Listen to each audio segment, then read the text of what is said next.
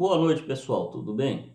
Aqui quem vos fala é o Dr. Beco e com a aula de hoje nós vamos falar de tratamento de erros em C.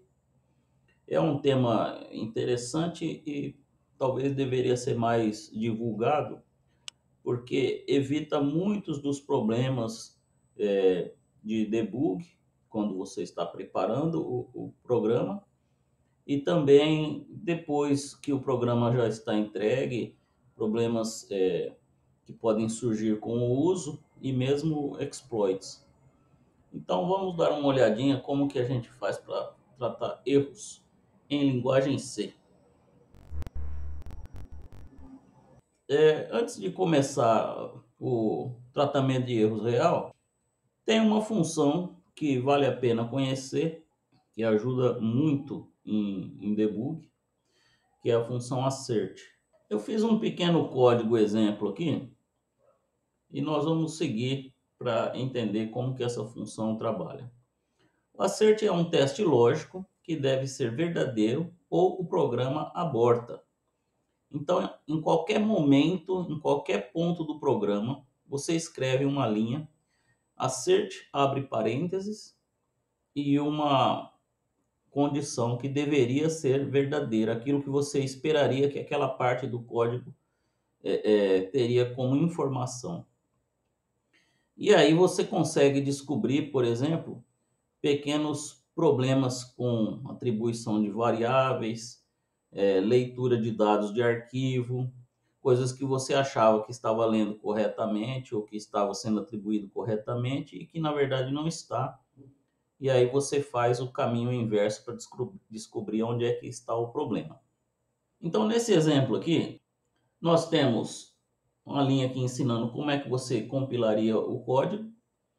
Seria um GCC, esse código aqui é o tassert, teste de assert.c, menos o tassert.x, menos wo, menos wextra, menos g, menos o0, menos d, debug igual a 1. O que significa cada item desse aqui?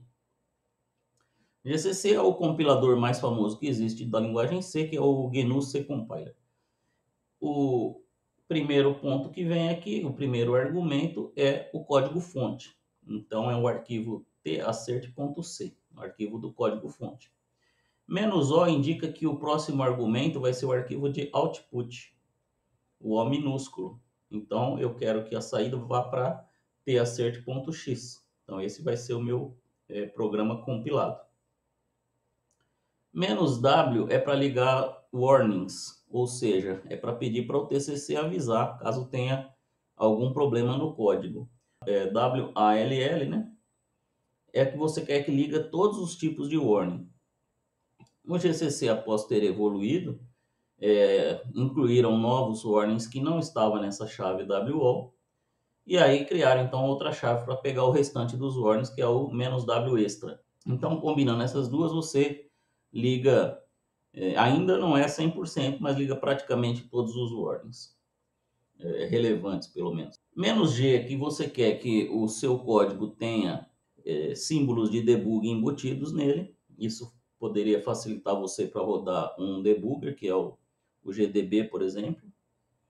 Menos O0, o O maiúsculo, indica a otimização, qual é o nível de otimização que você quer. Quando a gente está fazendo debug, normalmente a gente não quer otimização, senão a gente vai estar fazendo debug num código que está rodando na memória diferente daquilo que a gente escreveu, porque o compilador alterou o nosso código durante a otimização, então fica difícil de entender o que está acontecendo. A chave "-d" maiúscula, ela cria uma macro. Então, "-d" seguida de uma palavra é igual a um valor.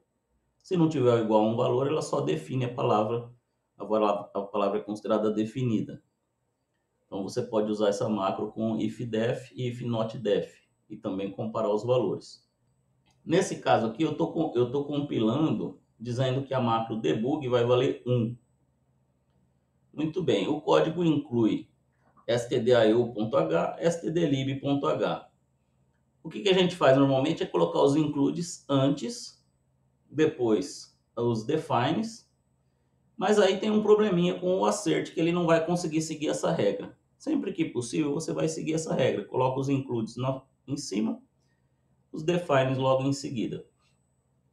Qual é o problema do assert? O assert, ele ativa e desativa no include dele, dependendo da definição de uma macro chamada ndebug. Então, esse define do ndebug tem que estar acima do include assert. Portanto, não tem como colocar todos os includes, colocar o include assert.h aqui em cima e depois definir a macro. Então, vamos dar uma olhada nessa combinação de if aqui. Não são ifs da linguagem C, são ifs do pré-processador. São diretrizes do pré-processador que começam com o cerquilha, conhecido agora como hashtag. Então, if not def, se não estiver definido o debug, defina como debug valendo zero. E em diff. Para que serve esse cantinho aqui?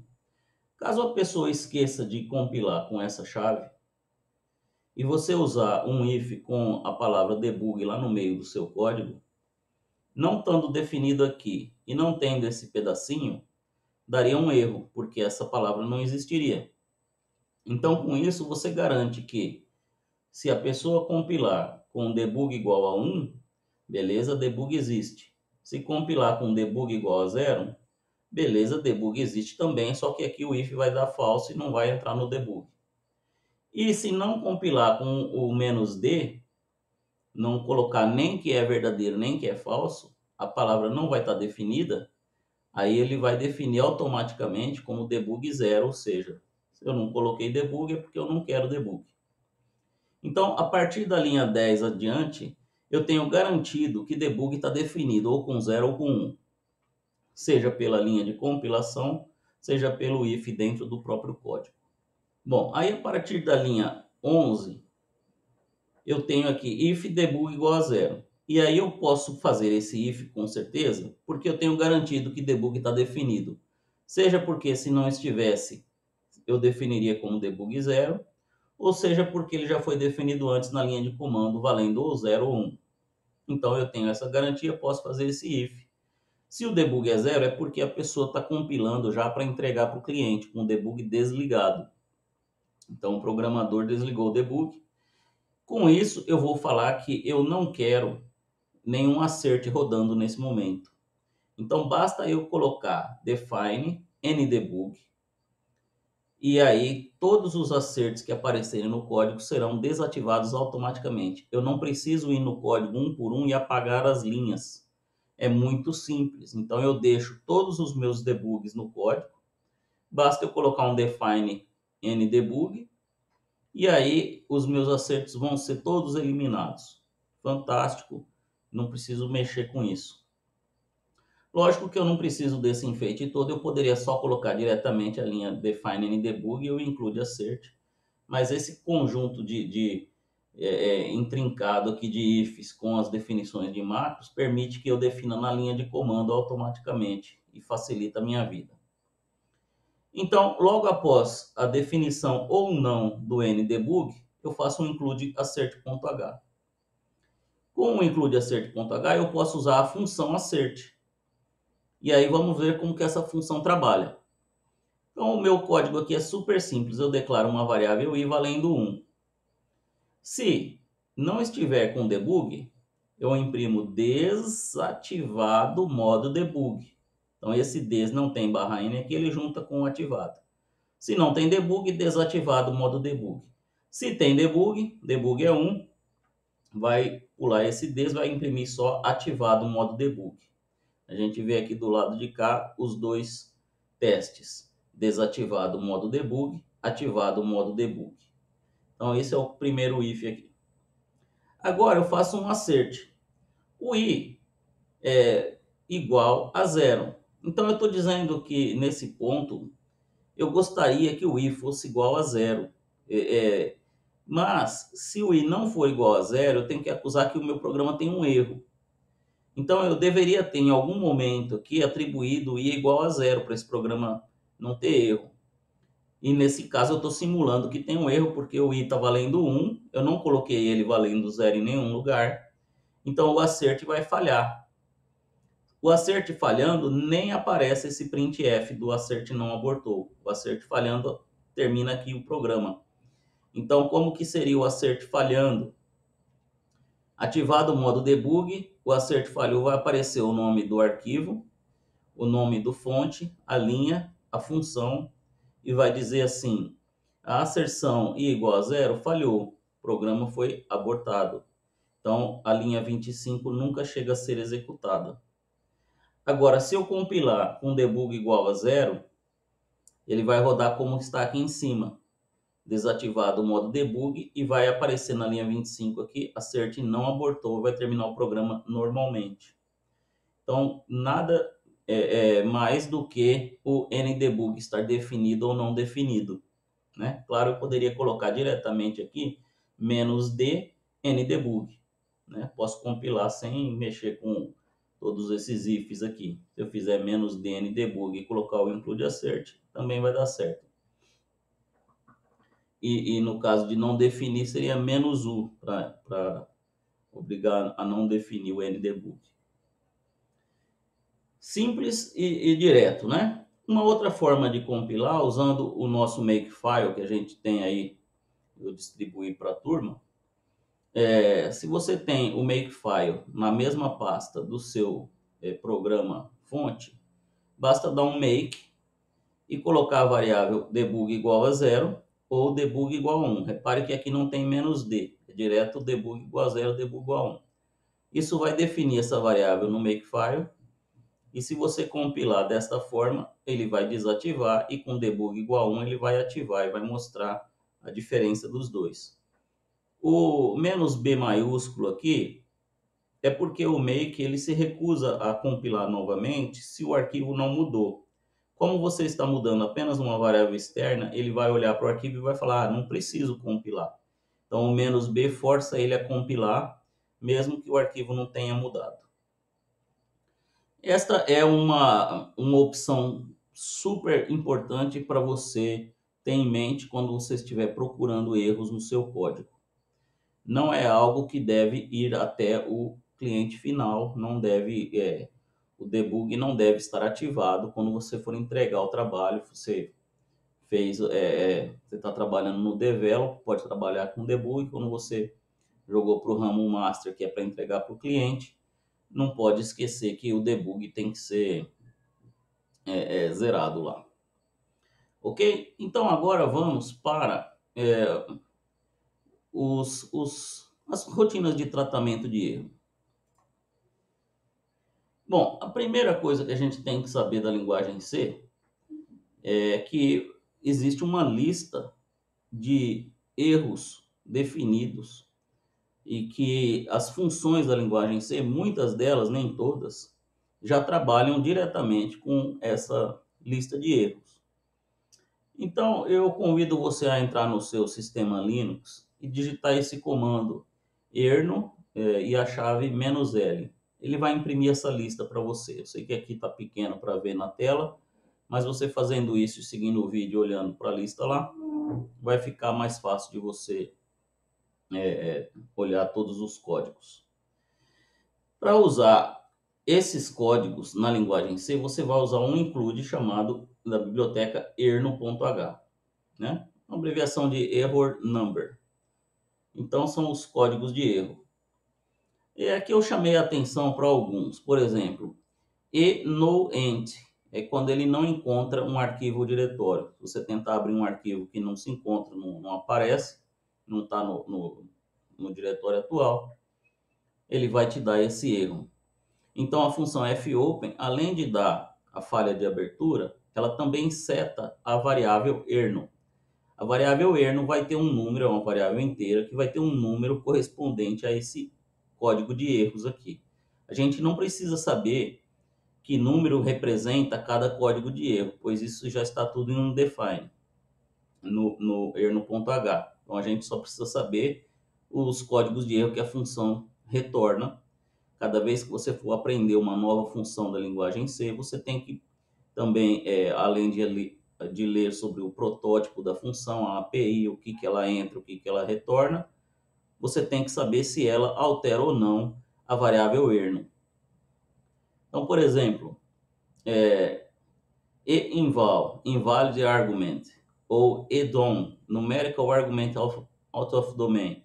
Então, se você está criando uma função que trabalha com argumentos e você faz uma validação, você pode também, na sua função definida pelo usuário, você pode usar o erno e retornar o e-inval, caso alguém que esteja usando a sua função mande um argumento inválido, ou se é um valor numérico que está fora da faixa, numerical result out of range, ou fora de um domínio, né? Então você também pode usar, você não precisa só ler o erno, você pode também setar o erno.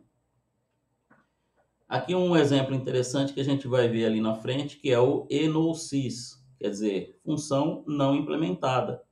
Quando você está trabalhando com um código muito grande, com muitas funções, e uma das funções ainda não está pronta, uma maneira de você indicar que essa função não está pronta é setar o erno para enolsys.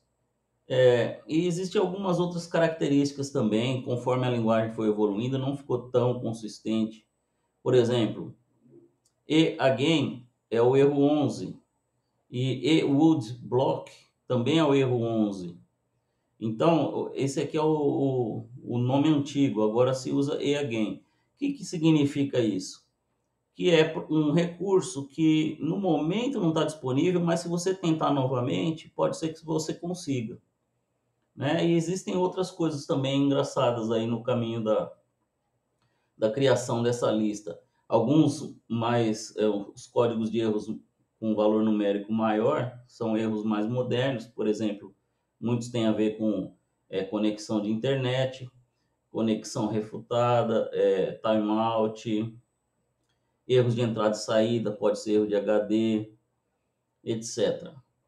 Então, o erro 134, por exemplo, é um erro desconhecido. Aí o nomezinho dele é só ED.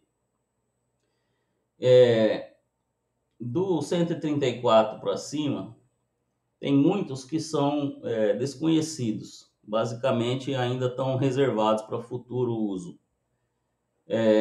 E também durante os testes com os próprios compiladores, com o próprio GCC, os programadores do GCC às vezes usavam umas brincadeiras. Por exemplo, esse egregious, que você vê como um fato histórico curioso da linguagem C, ele é um erro que significa you really blew up this time, ou seja, é um erro que você realmente estragou tudo dessa vez, hein? E esse daqui, engraçado também, se você conhece a música infantil do McDonald's para crianças americanas, né? Aqui você lê E-I-E-I-O, é o Computer Bought a Farm, E-I-E-I-O. Então existe esse erro também. E gratuitos, é um erro grátis. Então às vezes você está precisando simplesmente dar um erro e não importa porque você só quer que o programa termine ali para fazer algum teste, tá aí. Outras opções, você pode fazer define, por exemplo, erro de usuário 0 até erro de usuário 10, você pode definir de 139 a 149, erros que não estão usados. Só tomar cuidado, porque se a linguagem evoluir e acabar usando esses erros, pode conflitar com os seus. Muito bem, e o erro 41, que seria na posição aqui do e-would-block, é na verdade um erro desconhecido. Outra coisa é interessante definir o sucesso, porque os erros são todos acima de 0. Se vier 0, é porque deu ok. Então você pode definir um e-success ou e-no error. Então é o 0, quer dizer que não teve erro. Agora, como que a gente realmente usa esse conjunto de erros aqui? Então vamos dar uma olhada. Bom, as funções de tratamento de erro, elas estão nesses arquivos aqui. O erno.h são os códigos de erros. O stdio.h, se você juntar o erno.h com o stdio.h, o jeito mais simples, é tudo que você precisa. Essa biblioteca tem a perror, que é print error. Ela é muito simples de usar, imprime que erro que deu e acabou. Você não precisa se preocupar com mais nada. Se você quiser uma mensagem ainda mais complicadinha, você pode pegar a string de erro com str error, que fica na string.h. Existe ainda duas que são não padrões da linguagem. As três de cima são padrões da linguagem, pode usar sem medo. As duas de baixo, a error.h, ela é padrão do GNU, que é o fabricante aí, né, o responsável pela criação do GCC. Então, é mais ou menos seguro de usar, é quase certo que você vai encontrar, se você estiver usando o GCC, está tranquilo. A err.h já não recomendo, seria um padrão BSD, mas ela não tem nada de diferente aqui da error.h, então seria só uma outra forma de usar. Então, primeiro vamos olhar o perror, que é bem simplesinho. É uma função que não retorna nada e ela recebe uma constante, uma string qualquer que você pode mandar para imprimir junto com a mensagem de erro que já vai ser impressa assim mesmo. E se você der nulo, aí você não quer imprimir nada da sua parte, que é apenas a mensagem de erro. Então, ela vai imprimir duas coisas, um pedaço o que você pediu e um pedaço a mensagem de erro padrão. Um exemplo, se você setar erno recebe enoent e chamar perror com null, vai aparecer na tela no such file or directory. Se você voltar ali na página anterior, você vai ver que cada erro tem a sua mensagem padrão. Então, por que null? Porque eu não quero incluir nada da minha parte, eu quero apenas saber qual é o erro que veio de alguma função aí, o que é esse erro que está representando. Isso é o mesmo que eu imprimi na saída de erro, não é na saída padrão. Então, fprintf para stder no such file or directory. Tá? Então, ele não imprime no canal de tela padrão, ele imprime no canal de saída de erro. Isso influencia se você for fazer redirecionamento de saída. Lembrar que tem dois canais, né? Você pode redirecionar um para arquivo e o outro continua mostrando na tela. E outras opções aí que você pode fazer para tratar a saída. Aqui um exemplo um pouquinho mais completo. Vamos supor que você abriu um arquivo. fp é um ponteiro para arquivo, recebe fopen de um arquivo qualquer .txt no modo leitura.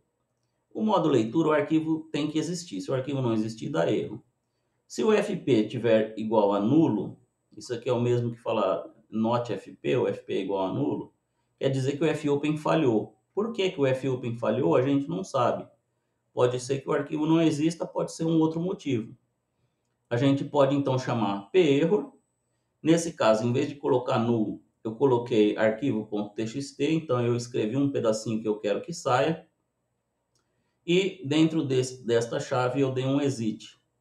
Então vai aparecer parecido com o de cima, só que agora com a minha string na frente. Arquivo.txt, dois pontos, no such file or directory.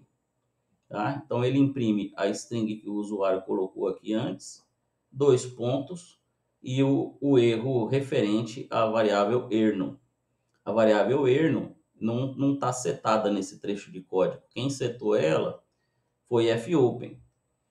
E tem que tomar cuidado quando você usar duas funções que setam a variável erno, antes de imprimir, você perde a primeira, porque é a mesma variável para todas as funções. Então tem que tomar esse cuidado. A gente vai ver como resolver aqui na frente. Aqui o exemplo que eu falei, se você está fazendo um esqueleto de uma função e a sua função ainda não está pronta, como é que você indica para o programador que a função ainda não está pronta? Um modo bem interessante de fazer é, dada a função, você seta erno enosys, retorna um valor qualquer que você vai indicar que é erro e fecha. Quando o programa tentar chamar essa função, vamos supor aqui, eu tenho um int i e recebe fazer, falta fazer, né, a função. Se erno perror erro em F fazer. Então, o que vai aparecer escrito aqui agora? Vai aparecer escrito, se a gente olhar a tela aqui anterior, function not implemented. Qual a mensagem de erro que vai aparecer? O pedaço que eu entreguei, essa string erro em F fazer, dois pontos, function not implemented, que é a string padrão do erro que foi setado na variável erno pela função ffazer, ok? Então essa aqui é uma maneira padrão interessante de você fazer aí esqueletos de função, deixar essas funções já com os protótipos prontos, o programa consegue compilar e rodar, e você vai tocando o projeto e complementando aos poucos as funções que ainda faltam, sabendo que se você chamar uma das funções, você vai ter como identificar, opa, essa função ainda eu não implementei. Às vezes o p-error é muito simples para o que você quer fazer. Por exemplo, vamos supor que você queira colocar muito mais informação. O p-error só tem direito de colocar uma string. Vai ser a string, dois pontos, a mensagem de erro que vai sair na tela. E você, normalmente, quando dá um erro que seja fatal, você quer também chamar um exit. Então, existe agora duas funções que a gente vai ver. Uma que resolve o fato de você querer colocar mais informações, e outra que resolve, além de colocar mais informações, ainda já incluir um exit, que aí você não precisa nem das chaves. Então, primeiro passo, como incluir mais informações sem mexer no exit?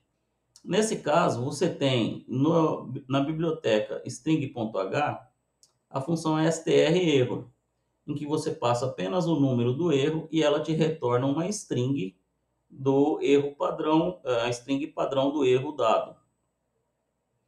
Ela não imprime, ela só retorna a string. Então, como é que você imprimiria? Então, nesse caso, a gente vai chamar a função que a gente quer testar o erro. Repare que aqui eu coloquei o null do lado esquerdo. Essa é uma maneira de programação defensiva. Constantes à esquerda de uma igualdade. Porque se a variável está à esquerda e você erra e coloca um sinal de igual só, o sinal passa a ser de atribuição. Mas se a constante está à esquerda, a atribuição falha, não tem como ser atribuição, então é mais uma maneira de você detectar que errou. Então, null é igual a, abre parênteses, e aí tem uma atribuição realmente, aí você precisa do parênteses para cercar essa atribuição, e o valor de uma atribuição, ele é o valor da própria expressão, portanto, null vai comparar com a atribuição. fp vai receber o fopen de um arquivo que você quer abrir no modo leitura. Então, se o FP for nulo, entramos aqui para testar o erro. Nesse momento, eu tenho uma variável int qualquer que eu declarei, chamada aqui no meu exemplo, o erro, vai receber erno. E aí, eu estou salvando esse valor numa variável segura.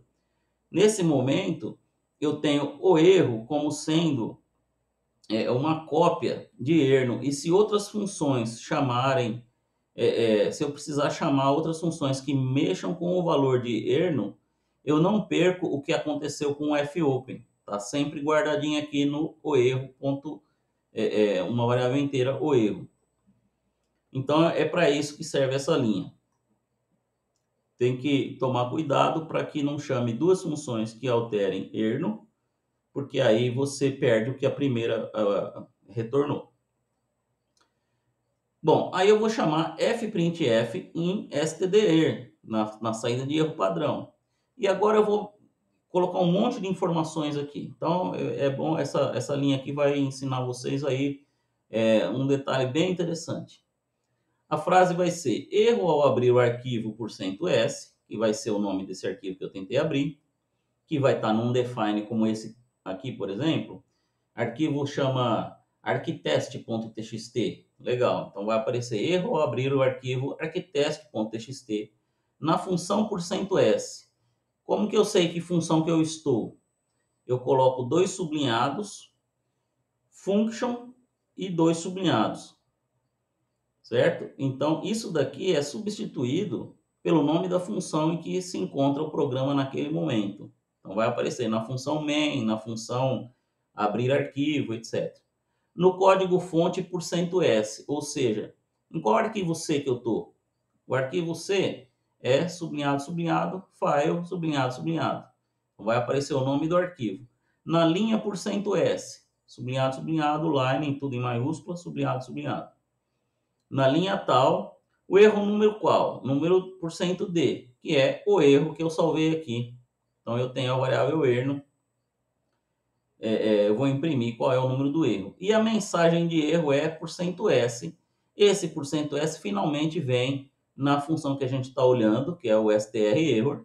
Então essa função aqui está dentro do printf, do nosso fprintf, e ela vai retornar uma mensagenzinha aqui, por exemplo, se for o enoent, no such file or directory.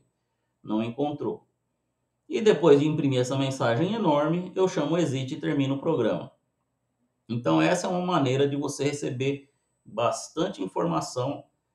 Você pode até criar uma função própria sua que vai lidar com tudo isso daqui, colocar na sua biblioteca pessoal e aí facilitar a sua vida aí na hora de chamar essa função, não ter que escrever uma linha tão grande quando você precisar. Mas é um jeito bem interessante.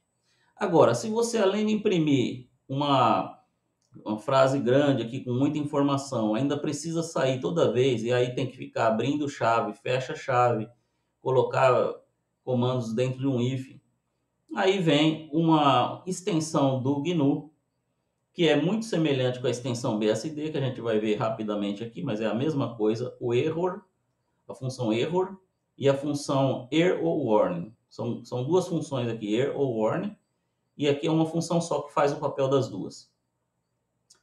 Então, a função error, ela está no arquivo de biblioteca error.h.